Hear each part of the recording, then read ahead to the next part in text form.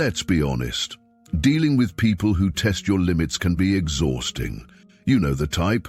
They cut you off mid-sentence, throw out subtle jabs, or act like your time and feelings don't matter. And somehow, you're expected to just brush it off? Not anymore. If you've had enough of tolerating disrespect, this is the video you've been waiting for. Today, I'm sharing no-nonsense, straightforward strategies to handle these situations with confidence. You'll learn how to shut down toxic behavior calmly and firmly, all while maintaining your self-respect. By the end, you'll know exactly how to set boundaries that others won't dare cross. Ready to take control? Let's get into it. 1.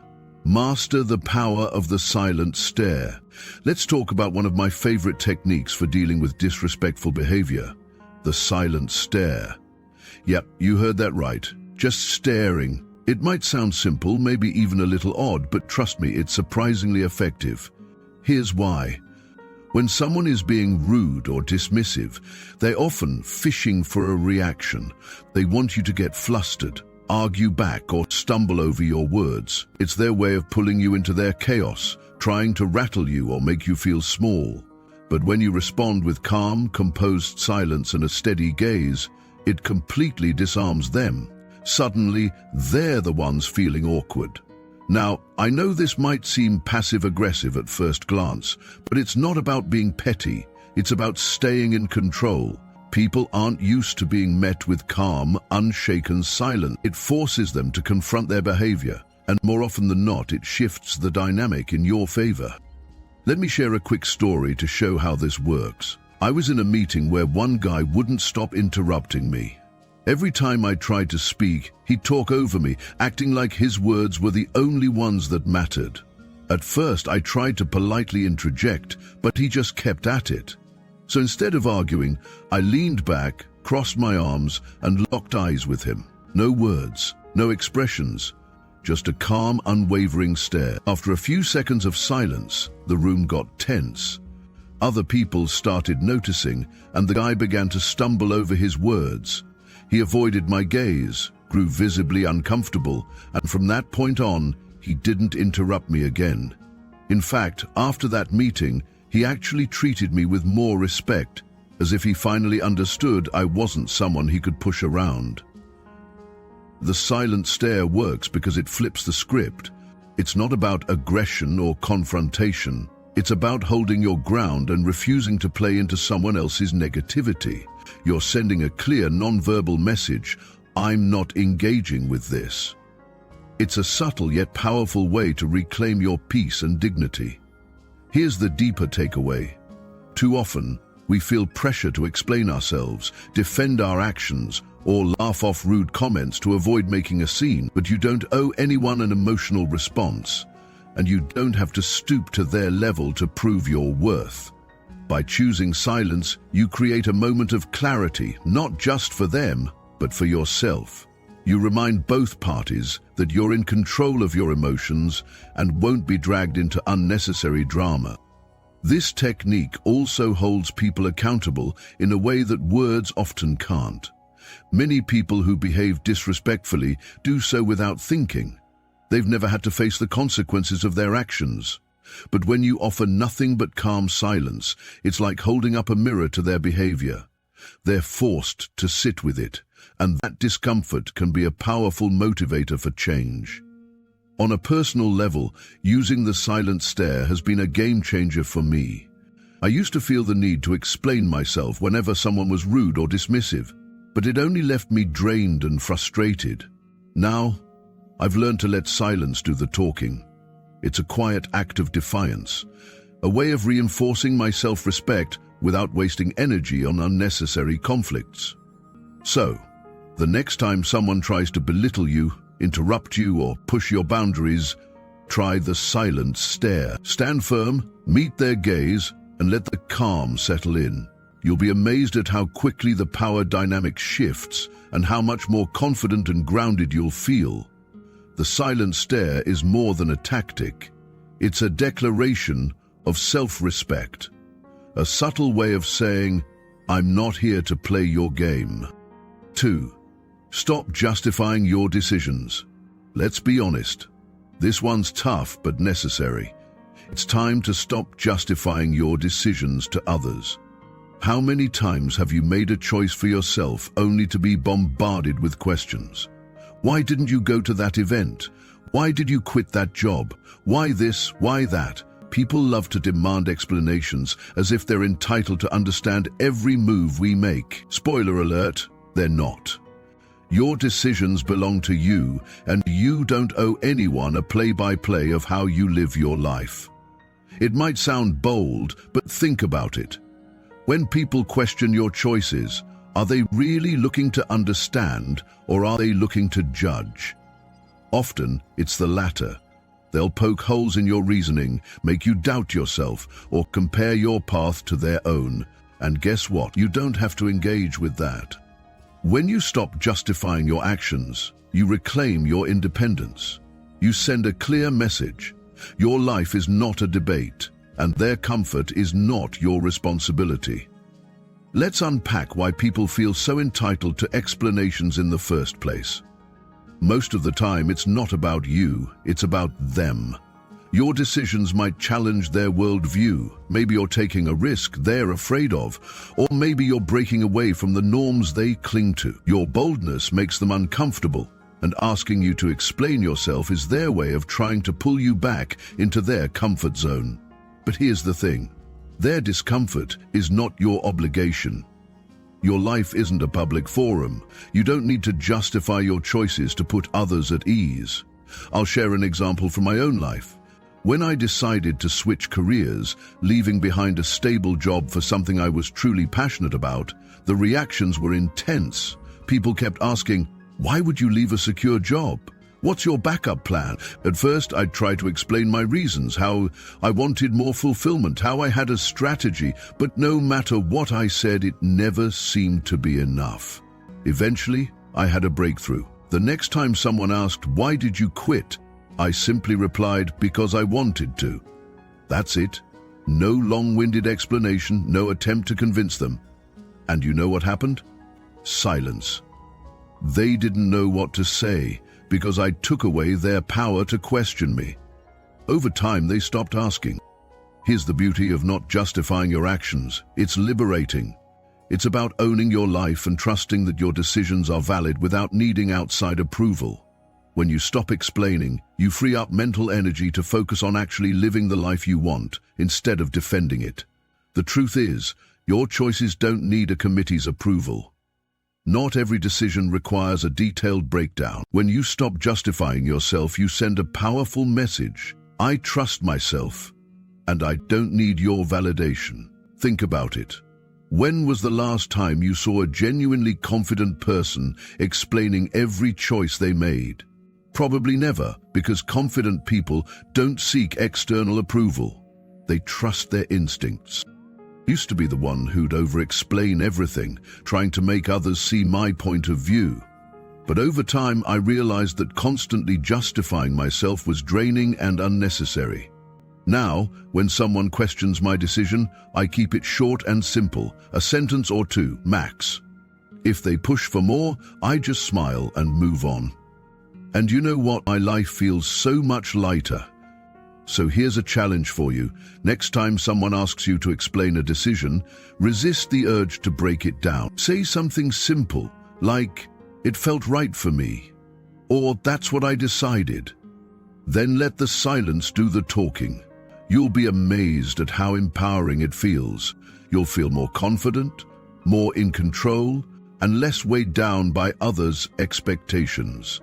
And best of all, you'll realize that your choices are enough, simply because you made them. 3. Hold your head high. Let's talk about a timeless principle, holding your head high. It might sound like simple advice, but trust me, it's a game changer when dealing with people who don't treat you with respect. Here's why. It sends a message. When someone is disrespectful, they're often trying to make you feel small, to undermine your confidence. They want you to lower your gaze, to hesitate, to shrink into yourself. But when you stand tall and keep your head up, you're saying without words, "I know my worth, and nothing you do can change that." Confidence is powerful, it's unshakable.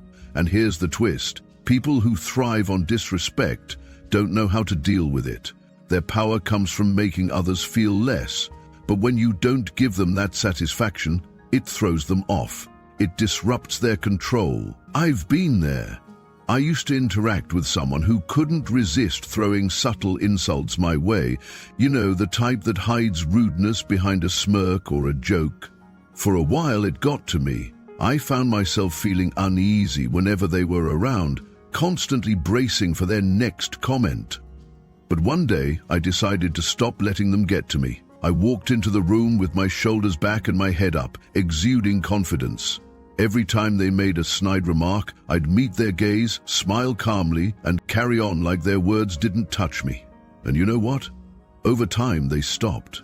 It was like they realized their comments had no effect anymore, that I wasn't playing their game. Here's why this works. Confidence is magnetic. It silently communicates strength. When you hold your head high, you show the world that you're in control, no matter what anyone else says or does. And let's be honest, some people don't like that. People who disrespect others often feel threatened by confidence because it challenges their perception of control. They expect you to react, to crumble, but when you don't, it forces them to question their own behavior. But here's the important part. Holding your head high isn't about them, it's about you. It's about recognizing your value and refusing to let anyone diminish it. It's a declaration that your self-worth isn't up for debate.